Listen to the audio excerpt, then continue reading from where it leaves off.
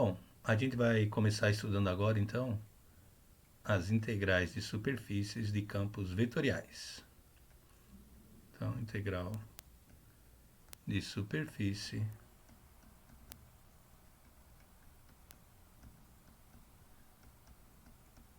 de campos vetoriais.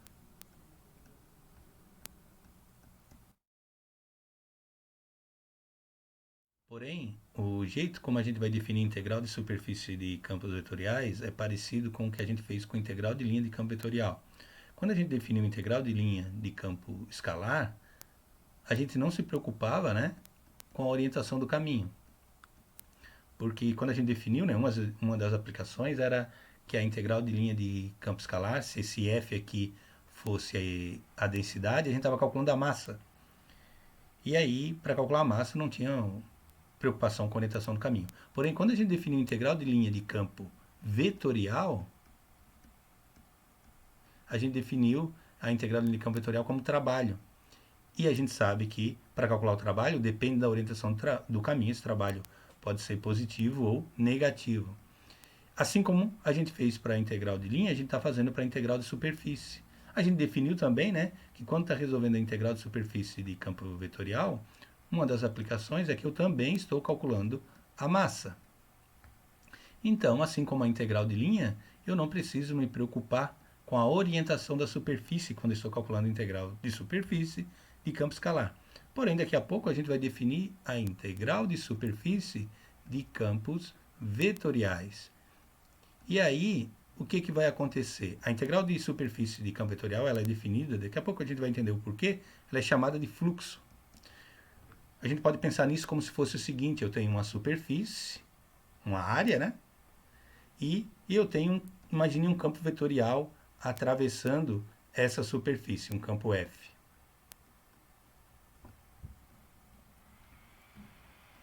Então eu posso interpretar isso como sendo um fluxo, né? Um fluxo de um fluido, por exemplo, através de uma área, que seria a minha vazão, né? Aí eu poderia pensar o seguinte, dependendo do ponto de vista, uma pessoa que estivesse olhando esse lado de cima da superfície, ele vai ver o fluido saindo da superfície. Por exemplo, para ele a vazão é negativa. Uma outra pessoa que estivesse, então, se a pessoa estiver vendo, né? Daqui de cima, vou botar um olho aqui, a pessoa estiver vendo desse lado, ele vai ver o campo vetorial saindo, então ele está pensando como uma vazão negativa. Porém, outra pessoa que estiver vendo esse campo vetorial por baixo, né, estiver vendo a superfície de baixo, ele vai ver o campo vetorial entrando na superfície, para ele essa vazão, digamos, seria positiva.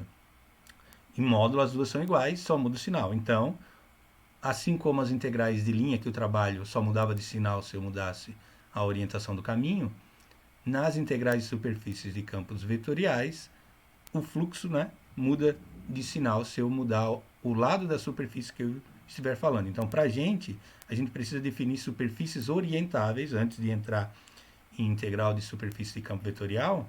Para quê? Para dizer o seguinte, olha, em geral a superfície vai ter dois lados, um plano. Eu posso ter o lado de cima e o lado de baixo do plano, dependendo do ponto de vista, né? Eu posso ter um paraboloide. Um paraboloide ele pode ter o lado de dentro e o lado de fora. Então a pergunta é, como que eu oriento para dizer que eu estou olhando a superfície de fora ou a superfície de dentro, uma vez que quando eu tenho a equação, seja ela o paraboloide menos x quadrado, mais x quadrado, mais y quadrado, né? Que seria esse paraboloide aqui, ou escrever ele em coordenadas paramétricas. Como que eu sei que ao olhar para uma equação, na verdade, quando eu olho para a equação, eu não vejo, eu vejo tudo, na verdade, né? Vejo toda a superfície. Então eu tenho que dizer o seguinte, olha, eu preciso orientar a minha superfície para dizer, eu estou olhando o lado de dentro ou o lado de fora. Quem vai fazer isso para a gente é um vetor chamado vetor normal, que a gente já viu aí das aulas anteriores, que é o seguinte, por exemplo, um plano. Se eu achar um vetor normal a esse lado do plano, vetor normal, ele vai ter que ser unitário, tá? Porque ele só vai nos dar a orientação da superfície. Assim, quando a gente definiu o trabalho aqui, aquele vetor R' que a gente usava, ele tinha que ser unitário. Então, o que acontece? Se eu conseguir variar continuamente esse n sobre a minha superfície, se eu pegar esse vetor n, deixa eu ver se eu consigo colocar um vetor que o aplicativo deixe eu mexer nele sem mexer no plano todo. Aqui. Então, se eu conseguir variar esse vetor n continuamente sobre a minha superfície e ele ficar do mesmo lado da superfície sem atravessar uma borda, essa superfície é orientável. Observe que para eu ir para o outro lado da superfície, eu tenho que atravessar uma borda e aí eu tenho um outro vetor normal, por exemplo, apontando para baixo da superfície. Então, se esse aqui é o vetor, digamos, N1, o de baixo dele vai ser menos N1. Ou seja, toda superfície orientável sempre vai ter dois lados e é sempre possível encontrar dois vetores normais, né? Um aponta para um lado e o outro aponta para o outro. Então, uma superfície é orientável se eu conseguir encontrar um vetor normal, tal que ele varie continuamente sobre a superfície sem atravessar a borda, né? Porque para ele ir para o outro lado ele tem que atravessar uma borda. Existem superfícies que não são orientáveis, pois eu vou mostrar no caso da faixa de Möbius, né? Ela não tem lado, digamos assim. Ou seja, eu conseguiria,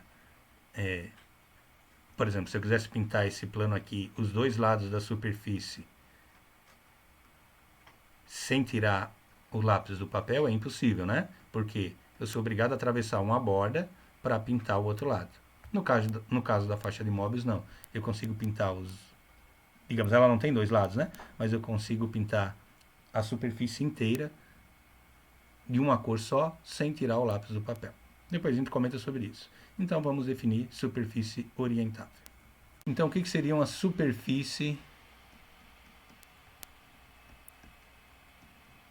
ou superfícies, né, orientáveis, ou orientada.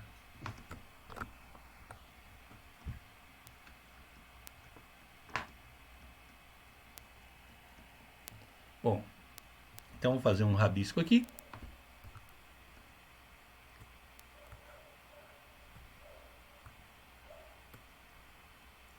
Então, digamos que aqui seja o eixo Y, eixo X, eixo Z.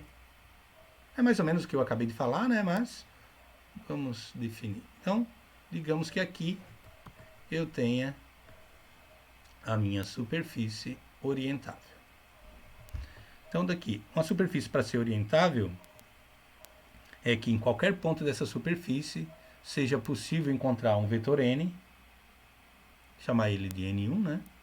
Tal que esse vetor seja sempre ortogonal à minha superfície, sempre normal, e ele, para que eu possa atravessar ele para o outro lado da superfície, ele tem que atravessar uma borda.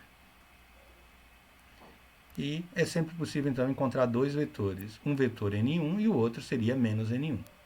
Um estaria apontando para um lado da superfície e outro para outro. Deixa eu ver se eu consigo mexer nesse vetor aqui. Então, a questão é exatamente essa. Ó. Se eu conseguir variar continuamente esse vetor, claro que ele vai mudar de direção, né? A inclinação dele vai mudar, mas se eu conseguir mudar continuamente esse vetor normal sobre a superfície e ele aponte sempre para o mesmo lado, ela é chamada de orientável. Existe superfície que isso não acontece, tá? Então, existe superfícies que não são orientáveis e a gente só vai estudar as que são orientáveis, tá? Então, se eu sempre conseguir encontrar um vetor que varie continuamente sobre a superfície, de forma que ele seja normal e unitário, tá? Esse vetor, para a gente, ele só tem que dar orientação para a superfície, ele é unitário. A superfície é chamada de orientável. Aí vem a questão, né? Como que eu encontro esse vetor normal? Bom, a gente já definiu ele anteriormente, quando foi definir a área, né? Digamos que a superfície S, se S estiver na forma paramétrica,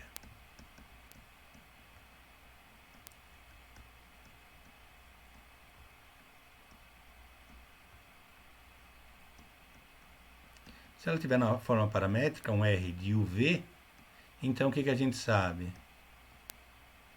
Então, um vetor normal e unitário AS, né? A superfície é quem? A gente já viu aí de aulas anteriores que esse vetor N, um vetor normal é simplesmente o produto das derivadas parciais de RU vetorial RV, né? A gente já sabe disso, só que esse vetor não necessariamente é unitário. Então eu faço o quê? Divido pelo módulo de RU vetorial RV. A gente ainda não sabe para que lado da superfície ele aponta, né? Então, por exemplo, um plano. Digamos que uma pessoa esteja olhando aqui de cima. Aqui está o olho da pessoa observando esse lado da superfície. Esse vetor normal, quando eu faço esse produto vetorial, ele está apontando para esse lado ou para esse, né? Esse vetor N. Então, se aqui for N1, aqui vai ser menos N1. Então, essa é a pergunta. Ou simplesmente N, né? A gente pode definir assim. Se esse é o vetor N, isso aqui é menos N. Essa é a nossa pergunta. Como é que eu sei para que lado ele está apontando? A gente vai discutir alguns casos aí. Bom, só que a gente viu que as superfícies elas podem ser descritas de duas formas, na forma paramétrica e na forma gráfica. Então, se a superfície S estiver na forma gráfica, né?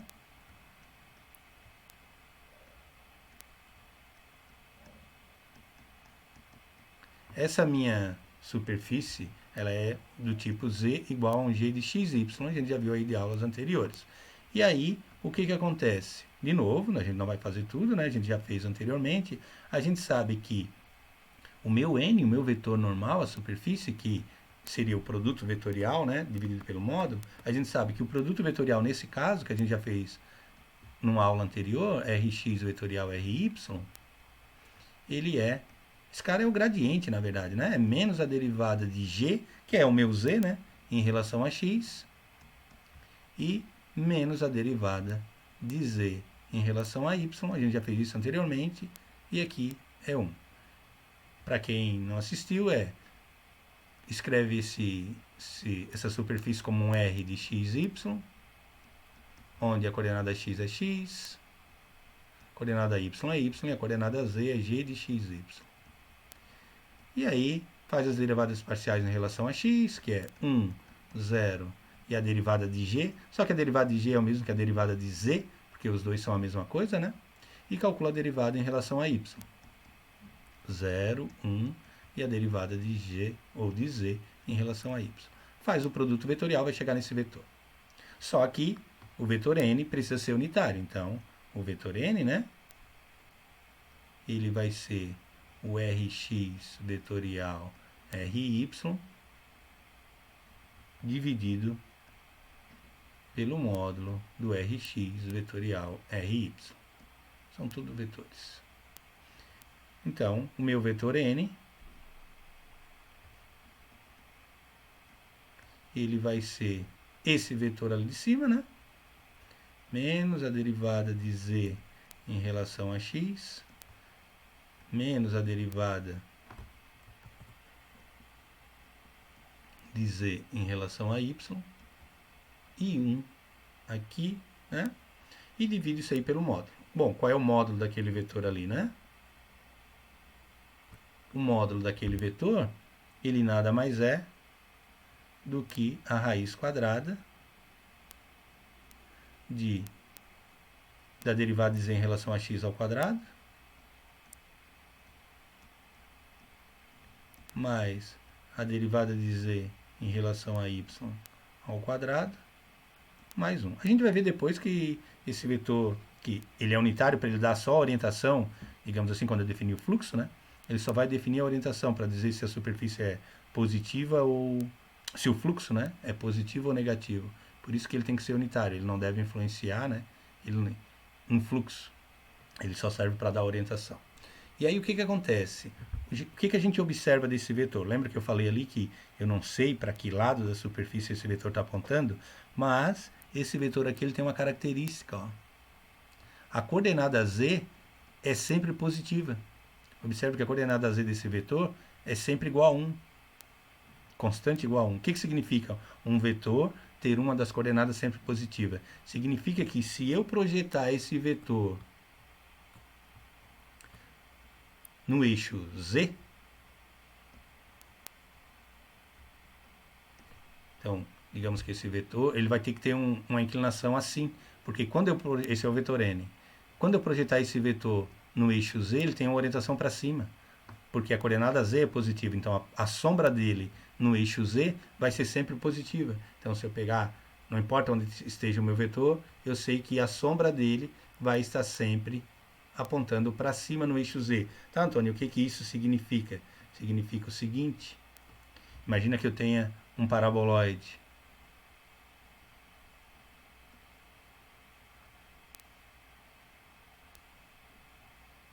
Digamos que seja esse paraboloide aqui, um rabisco só.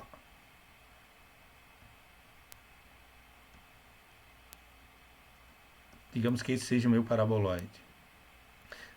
Esse aqui não deixa de ser o gradiente, tá? Mas se eu pegar esse vetor n e for colocar ele sobre a superfície, ele não pode ser esse vetor aqui, ó. Por exemplo, até porque quando eu chegar no topo do paraboloide, ó, ele vai estar apontando para dentro. Por quê? Por que ele não pode ser esse? Porque todos os vetores que estiverem apontando para dentro do paraboloide, quando eu fizer a sombra dele no eixo z, eles vão ter a sombra apontando para baixo. Não importa o vetor, se eu projetar qualquer vetor aqui, ele vai ter uma sombra apontando para baixo. E aí, não condiz com o vetor que eu estou falando. O que que significa? Né? Quando eu for definir fluxo, eu tenho que dizer qual lado da superfície eu estou olhando. E é esse vetor que vai dizer para mim. Então, por exemplo, digamos que eu diga, olha, eu estou olhando, a gente vai definir daqui a pouco, né? Que se a superfície for fechada, a orientação positiva é com os vetores normais apontando para fora. Ou seja, é a superfície de fora da superfície. É o lado de fora da superfície. Então, por exemplo, uma esfera. Por convenção, a orientação positiva é o lado de fora, ou seja, os vetores normais apontando para fora, para dizer que eu estou olhando o lado de fora da superfície. Então, sempre que a superfície for fechada, a orientação positiva é para fora da superfície. Então, paraboloide, digamos, se o meu enunciado não fala nada, por convenção, eu estou dizendo que eu estou olhando o lado de fora. E aí, se eu for desenhar os vetores normais ao lado de fora dessa superfície, não importa onde eu coloque, todos os vetores n, todos do mesmo tamanho, né, igual a 1, modo, todos eles vão ter uma sombra, não tem como o lado de fora desse paraboloide ter uma sombra para baixo. Todos eles vão apontar. Observe que se essa superfície fizer parte do meu problema, né, aí eu tenho que tomar cuidado. Por quê? Esse lado do paraboloide aqui, todos, apesar de essa superfície não fazer parte do paraboloide, porque o paraboloide é oco, né? Aí, mas eu posso ter várias superfícies mais para frente. Aí essa superfície aqui, quando eu for desenhar, observe que o vetor, vou chamar aqui de N1, vai estar apontando para baixo. Ó. Então, se por algum motivo o lado da minha superfície contrariar o vetor aqui, no sentido que esse lado aqui, essa superfície do paraboloide, todos os vetores têm a sombra apontando para cima, que é o lado de fora. Beleza, basta pegar esse vetor. Porém, essa parte aqui de baixo, o vetor normal, está apontando para baixo, e esse vetor aqui aponta para cima. A hora que eu for usar esse vetor, vou explicar mais para frente, quando eu for usar ele, eu tenho que botar um sinal de menos na frente, porque senão eu vou encontrar um valor por fluxo, para o fluxo, e o resultado é o sinal trocado. Mas aí depois a gente fala disso, quando a gente for integrar, assim como a gente fez para de campo escalar, né, várias superfícies. Tá? Então, eu tenho duas possibilidades para vetores normais da superfície. Se a superfície estiver na forma paramétrica, é o produto vetorial dividido pelo módulo. Se estiver na forma gráfica, é esse vetor aqui, né? É o gradiente dividido pelo módulo do gradiente. E lembrando que esse vetor aponta sempre para cima, no eixo z. Já esse aqui de cima, né? Eu não tenho noção nenhuma. Bom, daí vem uma questão. Muitos dos problemas utilizam a esfera, né, para resolver. E aí o que que acontece? Vamos pensar então na esfera. Mostrar que o Rφ vetorial Rθ, dividido pelo módulo, já aponta para fora da esfera. Então, já tem orientação positiva. Então, se S for a esfera, vou botar aqui de raio A, né? Então, a gente já sabe que a esfera de raio A tem equação paramétrica, R de φ θ, dada por quem, né? É o raio, que é A, seno φ cosseno θ, A seno φ seno de θ e o raio cosseno φ. Essa é a nossa esfera. E aí a gente já viu que né? Eu posso calcular aqui as derivadas parciais, fazer o produto vetorial, mas a gente já viu que para encontrar o produto vetorial, basta pegar essa equação e multiplicar, né? Fazer vezes o raio, vou botar um pontinho, vezes o raio seno φ. Se eu multiplicar essa equação pelo raio seno φ, eu vou encontrar o Rφ vetorial Rθ. Mas o correto é o quê? Faz as derivadas parciais. Tem uma aula anterior aí, quando eu defini parametrizei a esfera, né? A gente fez passo a passo. Então, parametriza o φ, faz a derivada parcial em relação a φ, faz a derivada parcial em relação a θ, faz o produto vetorial, mas no fim das contas vai chegar nisso aqui. Se eu multiplicar tudo, né, vai ficar a quadrado seno ao quadrado φ cosseno θ, a quadrado seno φ, seno ao quadrado φ, seno de θ, a quadrado seno φ, cosseno φ. Observe que olhando para esse vetor, a gente não tem noção nenhuma de que ele aponta para fora ou para dentro da minha esfera. Não tem como saber, né, se esse vetor aponta para fora ou para dentro. Vamos fazer o seguinte, né? Esse não é o n ainda, né? O n tem que ser unitário. Vamos pegar o módulo desse vetor. Se eu pegar o módulo do Rφ vetorial Rθ, o que é o módulo, né? A raiz quadrada das coordenadas, da soma das coordenadas ao quadrado. Então vai ser o quê? Isso aqui ao quadrado vai ficar a na quarta. Só uma dica, tá? O módulo é o jacobiano que vocês usavam lá no cálculo B para a superfície da esfera, não para a esfera sólida. É a quadrado seno φ, tá? Vai dar isso aqui, ó. Mas vamos lá. Por que vai ser a quadrado seno φ, Antônio? Por causa disso aqui, ó. O fato de eu ter multiplicado esse vetor por A seno φ para encontrar o produto vetorial, e agora eu quero o módulo do produto vetorial, que é um determinante. Então, o módulo vai ser, o módulo do produto vetorial vai ser o módulo desse vetor em branco, vezes o módulo disso aqui. Então, vai ser o módulo do A seno φ e o módulo do vetor em branco. Só que o módulo do vetor em branco, assim como a circunferência, né? O que era o módulo do vetor que descrevia a circunferência? Era o raio. Para a esfera é a mesma coisa, né? Porque o vetor que descreve a circunferência, a esfera, sai do centro da esfera, que tem tamanho R. Desculpa, o R, esse vetor em branco, tem tamanho A. Se eu pegar o módulo dele, vai dar A. E a gente já discutiu em aula anterior que esse módulo aqui do seno, né, ele cai fora porque eu estou falando de 0 até π e o seno é sempre positivo. Então, se eu multiplicar isso aí, vai dar A quadrado seno de φ. Então, a gente nem precisa fazer conta, né? Não vamos perder tempo com algebrismo aqui, porque vai dar certo. Nosso intuito não é provar que o Rφ vetorial Rθ é isso, a gente precisa dele. Então, é A quadrado seno de φ. Então, vamos lá de novo. Eu estou calculando o módulo do produto vetorial, né? Para quem não se convenceu que vai dar isso aí.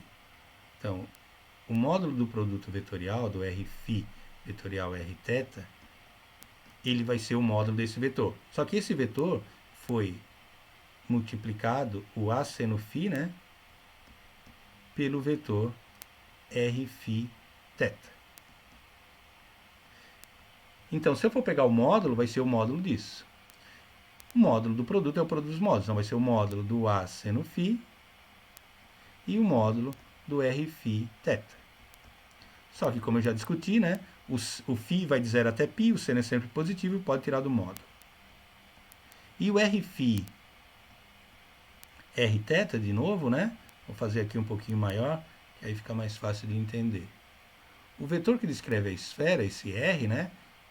Ele tem, vou pegar aqui a minha esfera, vamos ver se ele vai fazer um... Está aqui a minha esfera.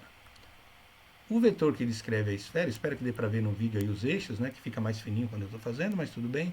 Ele é um vetor que sai do centro da esfera e vai até a superfície. Esse é o meu R de φθ.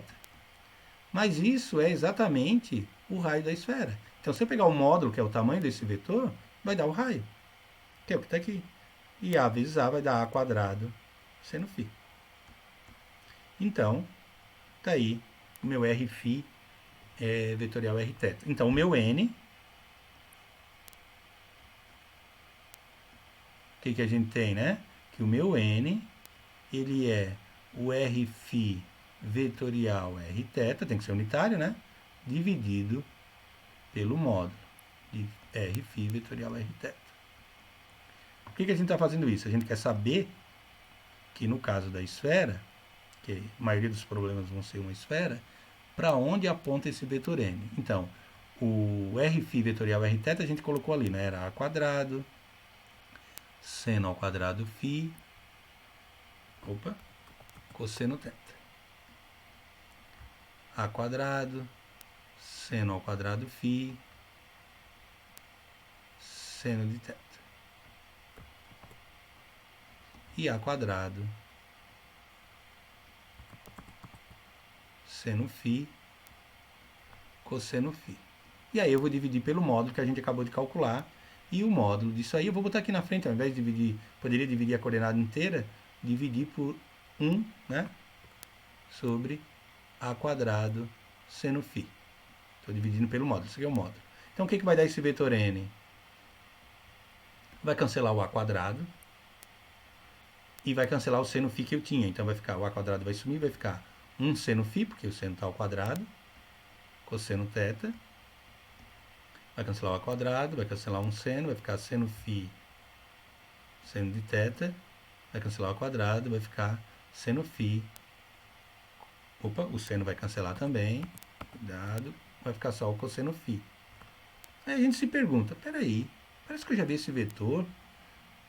A gente volta ali em cima um pouco na equação da esfera. Aqui, ó, tá esse vetor em branco. Vou até ver se eu consigo copiar ele.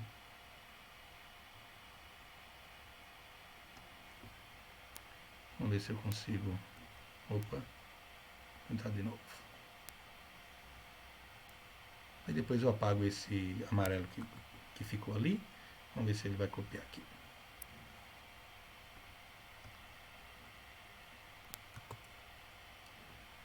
Se a gente for fazer uma comparação com esses dois vetores, deixa eu apagar essa parte amarela, qual é a relação entre os dois?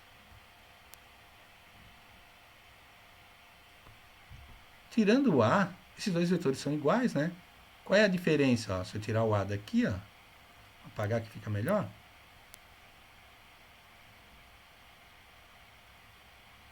Então, esse vetor em amarelo, que é o meu n, é um múltiplo desse aqui, né? Esse aqui anteriormente tinha raio A, que era a minha esfera, e aquele ali é o meu n.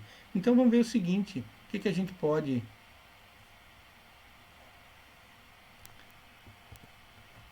concluir disso, né?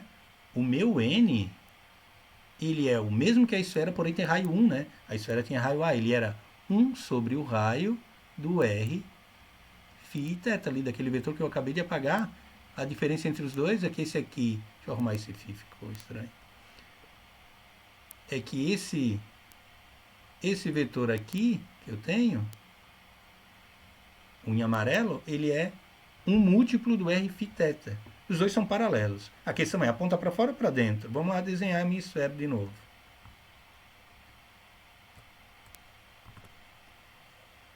Aqui é a minha esfera. Deixa eu colocar os eixos aqui. Eixo Z, eixo X e o eixo Y. Só para a gente entender. O vetor que descreve a esfera eu vou fazer em vermelho, que é o que sai do centro, que é o meu R, né? Ele tem raio A e é o meu R de φ e θ. O meu vetor n ele é normal à superfície. Então ele vai estar num ponto, digamos que nesse ponto de coordenadas x, y, z. Ele tem que ser, o vetor n tem que estar aqui. A questão agora, o vetor n aponta para fora ou para dentro? Como o meu n é múltiplo da minha esfera, do R da esfera, é 1 sobre A, ele é obrigado a apontar para fora, porque o vetor, apesar de estar dentro da esfera, o vetor R aponta nessa direção para fora da esfera. Então, o meu vetor N, ele vai estar aqui. Deixa eu fazer um pouco melhor aqui. O meu vetor N vai ser esse vetor normal à superfície e aponta para fora. O que isso quer dizer, então? Quando eu pegar a esfera e o enunciado disser não falar nada por orientação, superfície fechada, orientação positiva é para fora. Ou se ele disser, seja a parte da esfera com vetor normal apontando para fora. Esse meu n aqui, que eu encontrei, né? Que é o rφ nessa ordem vetorial rθ, ele já aponta para fora da esfera. Ah, não, mas o enunciado está dizendo que eu tenho que pegar o vetor normal apontando para dentro por algum motivo. Eu venho aqui e coloco um sinal de menos na frente desse vetor. E aí está tudo resolvido. Então, esse vetor n aqui, ou seja, eu não preciso fazer produto vetorial, não sei se perceberam. Basta pegar o próprio r da esfera e dividir pelo raio, eu vou encontrar o meu vetor n. Ele vai ser normal e apontando para fora da minha esfera. Agora sim, a gente vai definir as integrais e superfícies de campos vetoriais.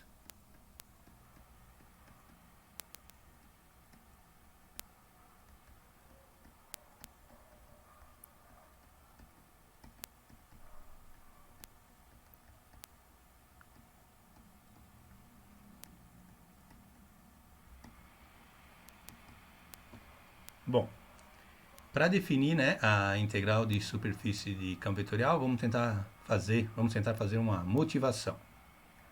Bom, então o que acontece? Suponha que a gente tem um fluido. Eu não vou escrever muito texto aqui, né? Porque como é uma gravação, não precisa ficar escrevendo texto. Imagina que eu tenho uma superfície.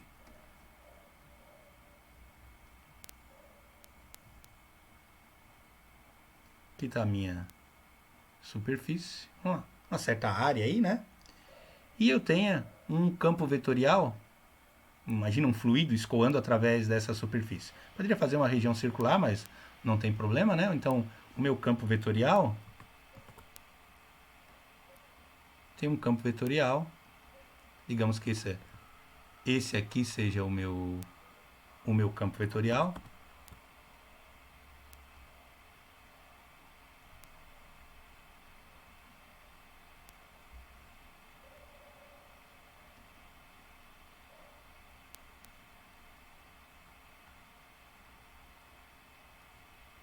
Esse campo vetorial representa o escoamento do fluido através da minha superfície, digamos, S.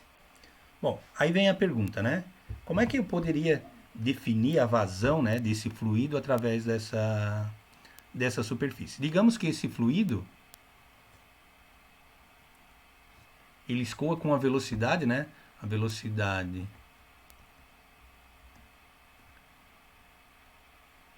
do fluido é um vetor, né? V de x, y, z. Então, essa é a velocidade do meu fluido. É um vetor, tá? E aí, o que acontece? E seja ρ de x, y, z, a densidade.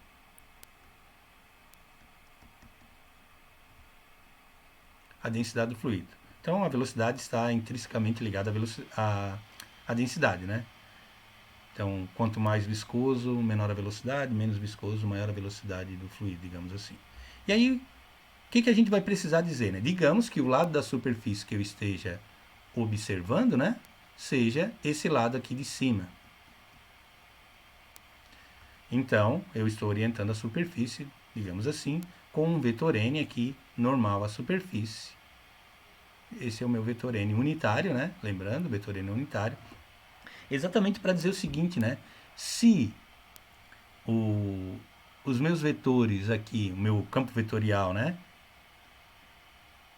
estiverem todos saindo, na maior parte, com a mesma direção em sentido com o vetor n, esse fluxo vai ser positivo.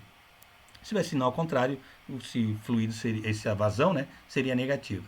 Então, vamos ver o seguinte: como é que a gente pode definir vazão, né? O que seria a vazão ou fluxo, né?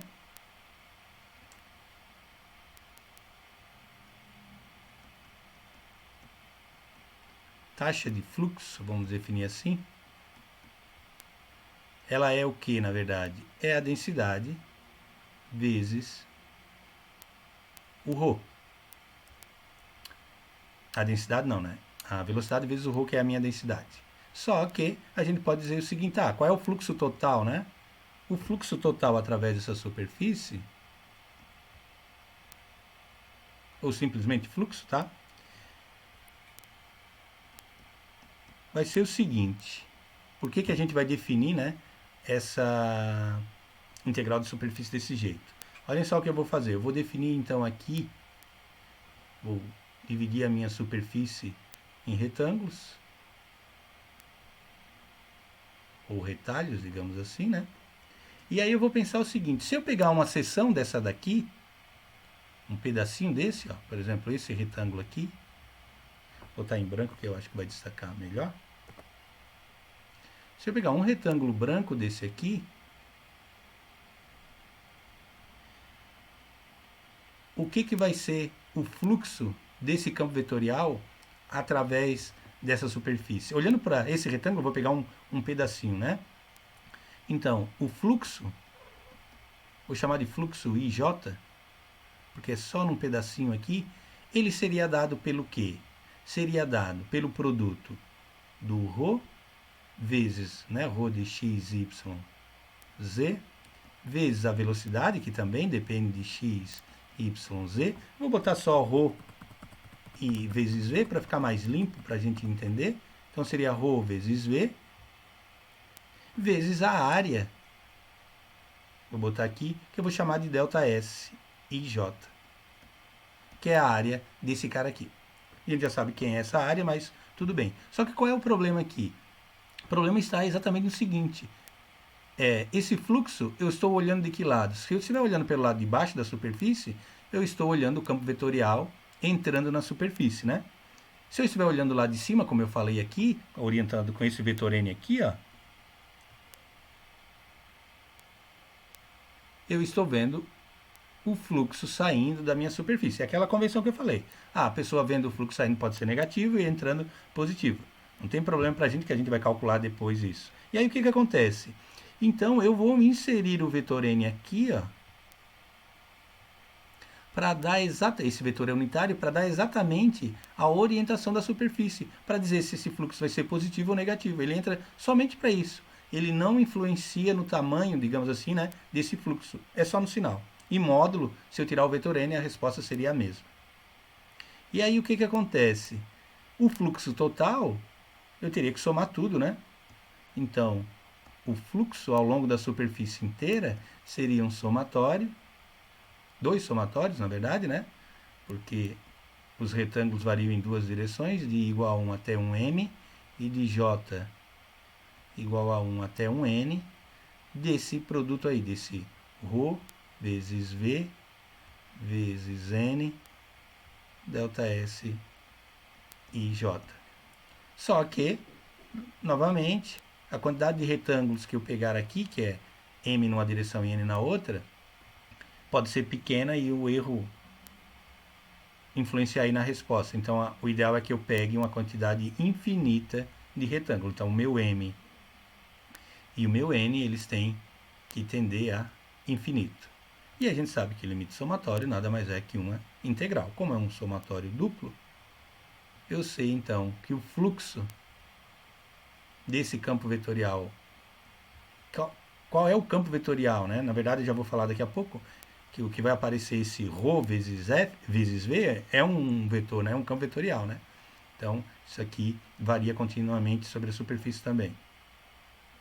Não varia... Alô, som. Esse ρ vezes V, né? Ele é um campo vetorial. Esse campo vetorial em vermelho aqui, que é o meu fluido vazando ao longo da superfície. Então, não é fluxo. O fluxo é uma integral dupla. Eu vou dizer que estou integrando ao longo da superfície, né? Então seria ρ vezes V, escalar com N, ΔS vira o meu ds. Esse cara aqui, ó, eu posso chamar ele de F, esse ρ vezes V, né? Então, se eu chamar o ρ vezes V de um Fzão, de um campo vetorial que varia para cada x, y, z, né, do espaço, eu posso então definir a integral de superfície. Essa integral de superfície, ela vira nada mais, nada menos, né? Ela é chamada de fluxo. E ela é uma integral de superfície de f escalar com n ds. Esse seria o fluxo, então, através do campo vetorial f através de uma superfície S. Esse n está aqui exatamente para dar uma orientação para a superfície, para dizer de que lado da superfície eu estou trabalhando. Se a superfície for fechada, eu estou trabalhando lado de fora ou lado de dentro. Se não fala nada no enunciado da questão, né? Por convenção, a superfície fechada, a orientação positiva é o lado de fora. E se ele não disser nada, né? Qual é o lado? Quando a superfície for aberta, ele tem que dizer qual lado, se é esse lado ou o lado de baixo, se for um plano, se for um paraboloide. Estou falando desse lado aqui ou o lado de fora do paraboloide aqui, né? Bom, só que a notação que a gente usa para integral de superfície, em geral, não vem com esse n, né? Que eu não preciso, tem que saber que tem que orientar a superfície. Então, por definição, como é que a gente define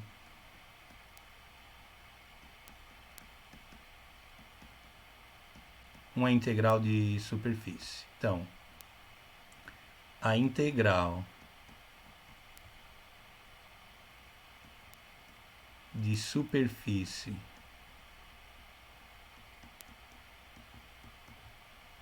do campo vetorial f, ou simplesmente, né, de f de x, y, z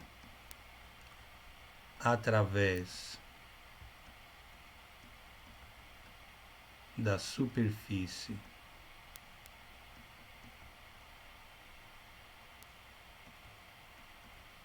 S, ou simplesmente o fluxo de F através de S, é o que? A notação é essa aqui que a gente usa.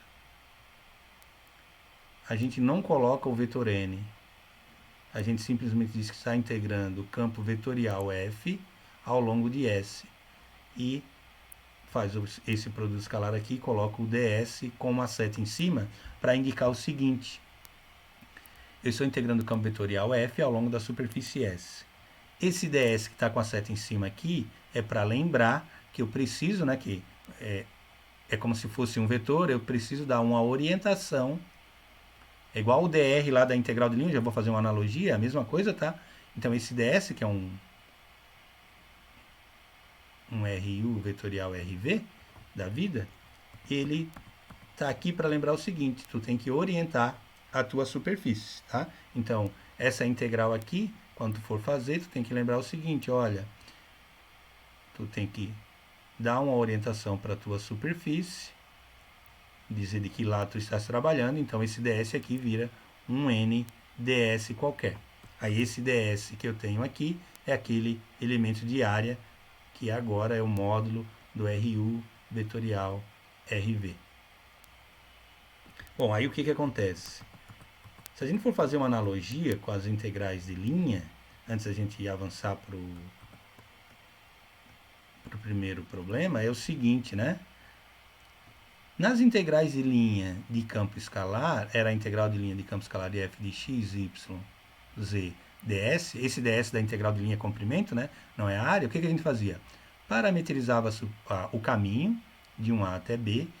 Essa função era reparametrizada pelo caminho, pelo meu r de t, ou seja, todo x, todo y e todo z tinha que ser trocado pelo x, y, z do caminho, e o meu ds virava o módulo do r' de t dt.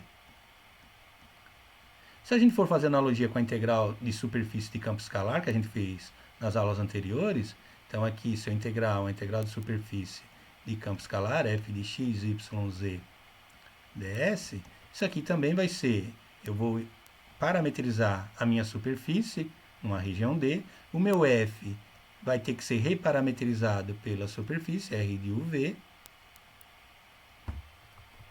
Então, todo x, y, z do meu f tem que trocar pelo x, y, z da superfície, e o meu ds é o módulo do RU vetorial RV dA. Então, o que acontece? Nas integrais de linha de campo escalar, é muito parecido o jeito de resolver com a integral dentro de campo vetorial. Parametrizava o caminho, parametrizava a função que eu ia integrar pelo caminho, e o ds era o módulo do R'. Na integral de superfície de campo vetorial, eu parametrizo a superfície, reparametrizo a minha função pelos parâmetros da superfície, e o meu ds é o módulo, assim como era o módulo do R', agora é o módulo da área, né, do meu elemento área, que é o módulo RU vetorial e RV.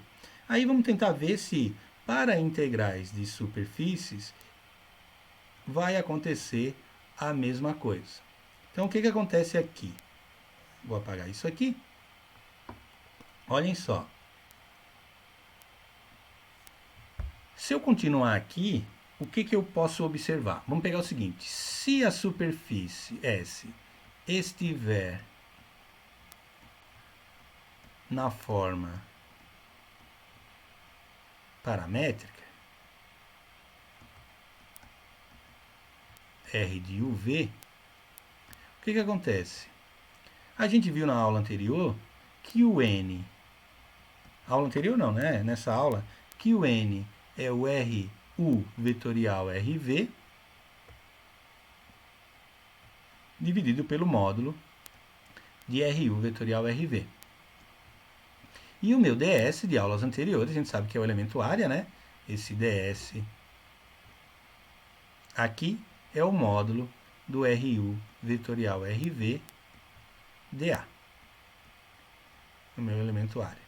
Então, eu posso pular essa etapa aqui, que a gente pode chamar de etapa do meio, eu vou copiar essas duas integrais de novo, para ganhar tempo, então. A questão vai pedir, né? Calcule a integral de superfície. Então, o problema é calcular o fluxo, né? Isso aqui a gente sabe que é o fluxo.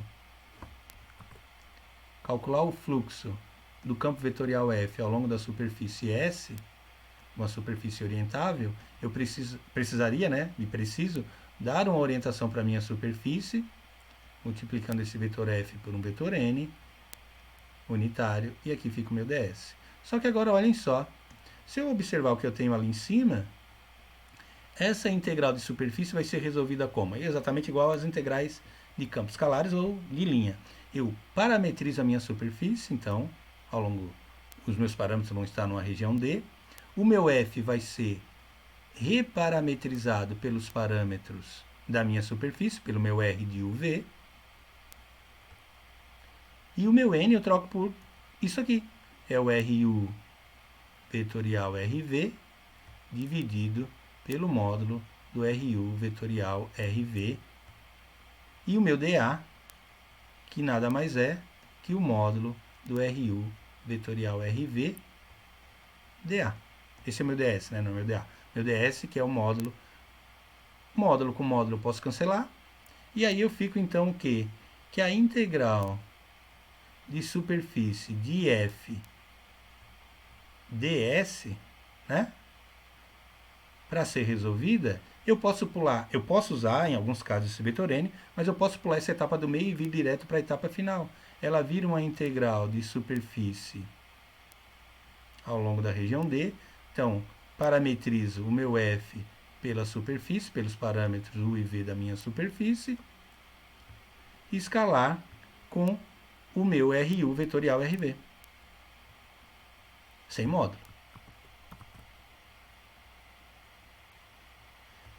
Se a gente for fazer a analogia que a gente estava fazendo para a integral de linha de campo escalar, pode botar um parênteses aqui para ficar bem claro, né? Que é um produto escalar.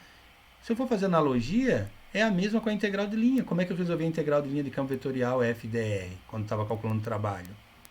Eu reparametrizava o meu caminho, parâmetro t, de A até B. O meu F era reparametrizado pelo caminho, todo x, y, z do F era trocado pelos x, y, z do caminho, e o meu dr era o r' de t dt sem módulo. E para a integral de superfície é a mesma coisa, ou seja, para resolver a integral de superfície de campo vetorial, eu reparametrizo a superfície, quando ela estiver na forma paramétrica, né? O meu f vai ser reparametrizado pelo parâmetro IV da superfície, e o meu ds vira direto o produto vetorial do RU vetorial RV. Eu só tenho que tomar cuidado aqui, quando for pegar esse vetor, tem que condizer com a orientação da superfície que eu estiver utilizando. Então vamos resolver um exemplo para a gente fixar isso aí. Alguém pode estar se perguntando o seguinte, né? E se a superfície estiver na forma gráfica? Como é que eu faço? Na verdade, essa fórmula dá conta do recado. Se a superfície estiver na forma gráfica, tu vai fazer as derivadas em x, derivada em y, fazer o produto vetorial e jogar aqui. Porém, a gente vai ver que sempre que a superfície estiver na forma gráfica, assim como para a integral de superfície de campo escalar, a gente trocava o ds pela raiz, aqui a gente vai trocar o ds por uma forma específica. Aí a gente ganha tempo e não precisa fazer o produto vetorial. Mas primeiro vamos fazer um exemplo de uma superfície na forma paramétrica. Então está aqui o nosso exemplo. Determinar o fluxo desse campo, né, através da esfera unitária. Bom,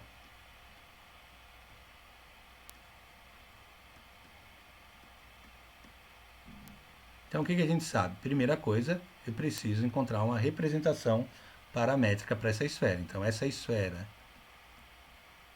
de raio 1, né, x quadrado mais y quadrado mais z quadrado igual a 1, ela tem representação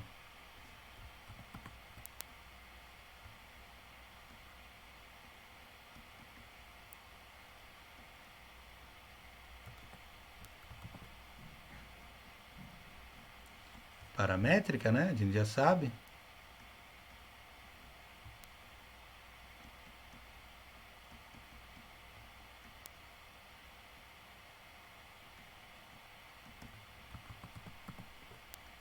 Dada por quem? Por um r φ θ, dada pelo raio, o raio é 1, né? O raio seno φ, opa, não tem vírgula aqui, cosseno θ, o raio seno φ, seno θ, estou botando esse 1 aqui só para frisar aqui, né? É o raio. Como o raio é 1, não vai fazer diferença nenhuma. E o raio cosseno φ. Então o que acontece? A gente já sabe que vai ter que reparametrizar esse f aqui, já vamos até colocar, né?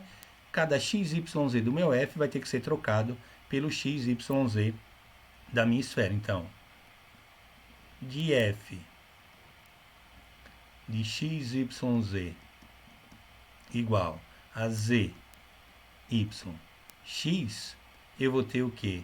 Que esse f, quando reparametrizado pelo φ e θ, então a gente escreve assim um f de r de φ θ. O que eu estou dizendo com isso? Que eu estou reparametrizando o meu campo vetorial pelos parâmetros da esfera. Então o z é cosseno φ. O y é seno φ, seno θ. E o x, que é seno φ, cosseno φ. Cosseno θ, desculpa. Bom, aí o que acontece?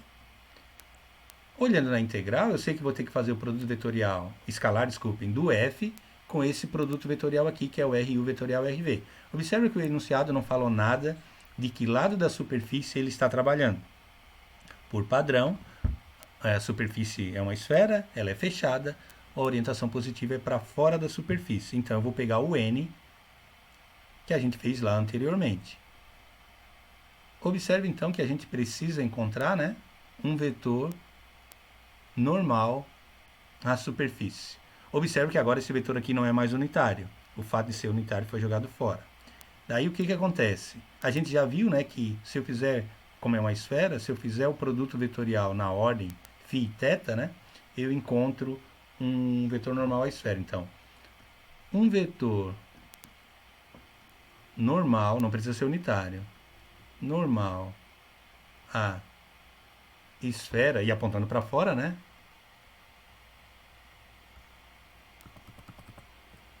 Apontando para fora da esfera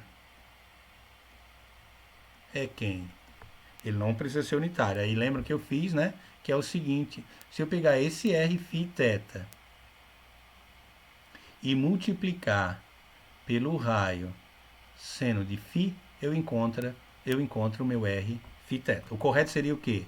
fazer a derivada em relação a φ, fazer a derivada em relação a θ e fazer o produto vetorial. Mas basta pegar o Rφ vetorial Rθ que vai dar o meu produto vetorial. Basta pegar o Rφ θ da esfera e multiplicar pelo raio seno φ, que vai dar esse cara. Então, se eu multiplicar aqui por seno φ, porque o raio é 1, vai ficar seno ao quadrado φ cosseno de θ, seno ao quadrado φ seno de θ e seno φ cosseno φ. Esse é o produto vetorial, esse é o produto vetorial do Rφ θ, módulo não. Bom, o que acontece agora? Eu preciso fazer o produto escalar do f parametrizado pelo produto vetorial. Então, vamos lá. Eu não vou fazer isso dentro da integral, vou fazer fora, porque senão eu vou ficar carregando o símbolo da integral em vão. Só lembrando aqui, né, quando eu parametrizo a esfera completa, né, os meus parâmetros φ e θ, né, o meu φ vai de 0 até π, e o meu θ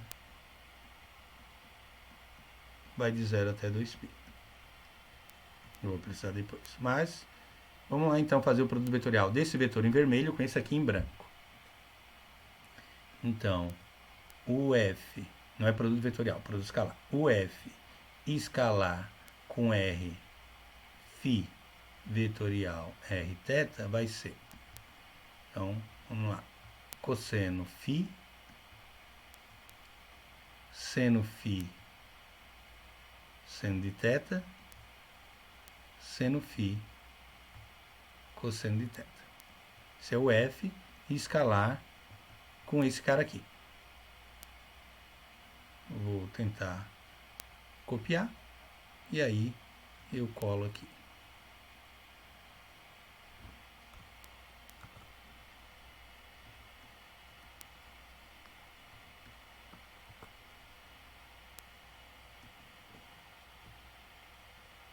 Vai ficar um pouco grande, mas não tem problema. Não dá para ver na tela completa, mas depois a gente vai fazer o produto escalar. Então, o que isso aí vai dar? Vamos lá. Primeira coordenada com a primeira. Cosseno φ, então vai ficar seno ao quadrado φ, cosseno φ, cosseno θ. Então vai dar uma... Lembrando que é o produto escalar, isso aí vai dar um número, né? Então vai dar seno ao quadrado φ, cosseno φ, cosseno de θ, mais seno φ vezes seno ao quadrado φ vai dar seno ao cubo de φ, seno θ, seno ao quadrado de θ, seno φ vezes seno φ, deixa eu ver se eu não cometi nenhum erro, eu creio que não. Então, primeira com a primeira, a segunda com a segunda, que vai ser seno vezes seno da seno ao quadrado φ e seno ao quadrado θ, e seno φ vezes seno φ da seno ao quadrado φ, cosseno φ, cosseno θ. Observe que o produto da primeira com a primeira e a última com a última são iguais, né? Então vai dar duas vezes isso. Então, esse Rφ vetorial Rθ, produto escalar com f, né? Esse f escalar com Rφ vetorial Rθ, isso aí vai me dar o quê? Duas vezes seno ao quadrado φ, cosseno φ, cosseno θ, mais seno ao cubo de φ, seno ao quadrado de θ. Então, o que acontece? Esse é o meu produto escalar e eu vou jogar dentro da integral. Então, o que vai ser o fluxo desse campo vetorial, né? Então, o fluxo nada mais é do que a integral de superfície de f escalar com ds. Aí vem a questão, né? Ah, precisa botar o vetor n? Não, a gente vai pular a etapa do vetor n, porque a gente já pegou um vetor normal apontando para fora. Ah, mas o vetor n teria que ser unitário, né? A gente viu que o fato do vetor n ser unitário cancelou a parte unitária lá, o módulo, e aí a gente ficou só com o produto vetorial. Então vai ficar o f escalar com rφ vetorial rθ de A. E aqui já fica uma região D, a região de integração. Então isso aí vai virar o quê? Isso vai virar uma integral dupla. E aí vamos para os parâmetros. Eu vou botar a integral de fora. Como eu estou integrando aqui a esfera, né, o φ e o θ estão no retângulo, não importa a ordem de integração. De 0 a 2π e de 0 até π, o φ. Φ é o de dentro. E esse produto escalar deu essa parte em vermelho que está aqui. Então é 2 seno ao quadrado φ cosseno φ cosseno de θ mais seno ao cubo de φ seno ao quadrado de θ de φ de θ. Bom, a gente sabe que eu vou ter que quebrar isso aí em duas integrais, né? Porque é uma soma. E a dica aqui está o seguinte. Como os limites de integração são constantes e as funções que dependem de φ e θ estão multiplicando uma a outra, o que acontece? Essa integral, essa primeira integral, eu posso quebrar na integral dupla como um produto de duas integrais. E eu observo o seguinte, que o θ está sendo integrado de 0 a 2π. A integral do cosseno é seno. E o seno 2π é 0, seno 0 é 0. Ou seja, essa integral inteira, a primeira vai dar 0. E aí eu ganho tempo e não preciso integrar em φ. Então aqui, basta fazer o seguinte.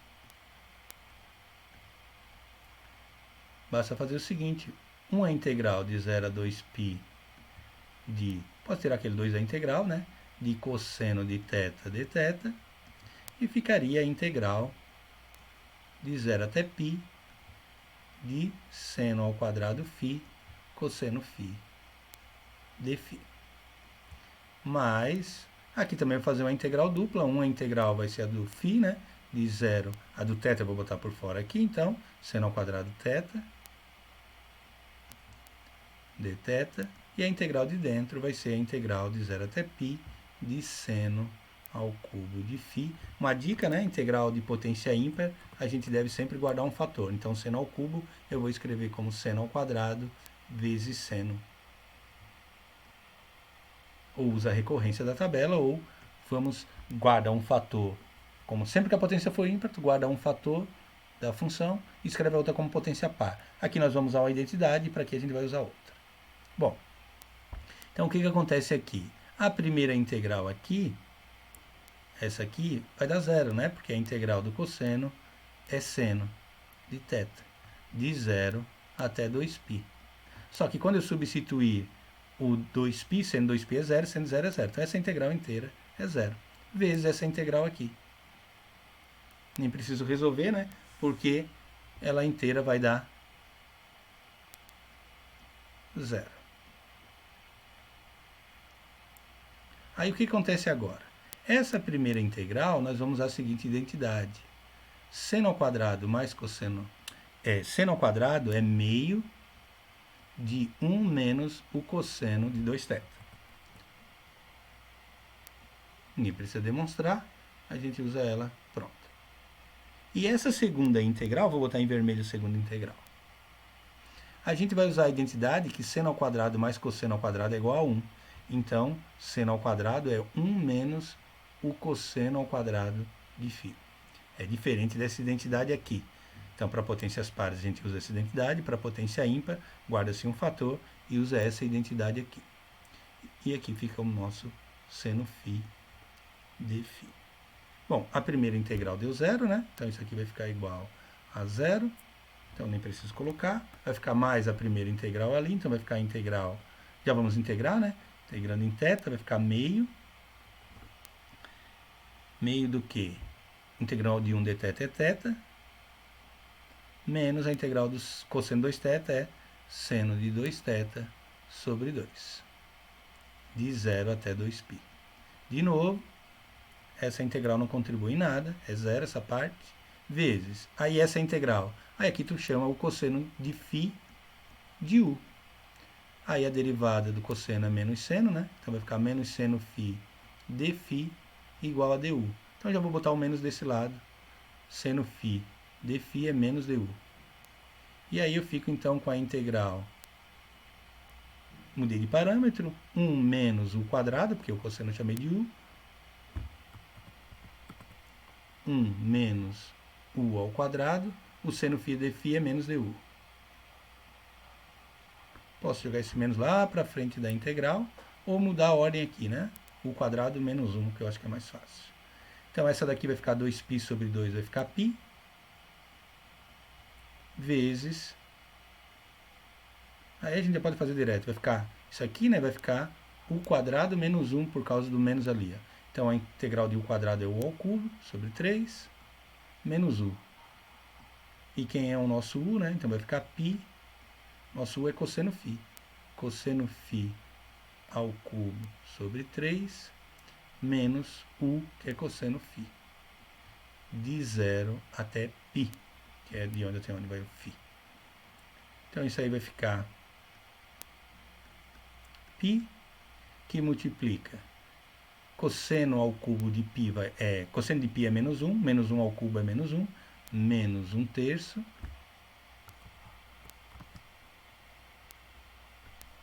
mais 1. Cosseno de π é 1.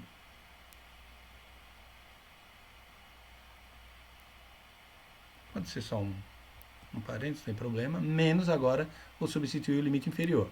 Cosseno de 0 é 1, ao cubo é 1, 1 terço. Cosseno de 0 é 1, vai ficar menos 1. Então, isso aí vai dar o quê? Π menos 1 terço, menos 1 terço, menos 2 terços. E aqui vai ficar menos 1, vai ficar mais 1. Se eu simplificar isso aí, né? Vai dar 6... cometei um erro aqui. Mais 1 vai dar 2, né? Por isso que eu falei 6. 3 vezes 2, 6. Menos 2, 4. 4 π sobre 3. Coincidentemente, é o volume da esfera. Ou seja, o fluxo, então...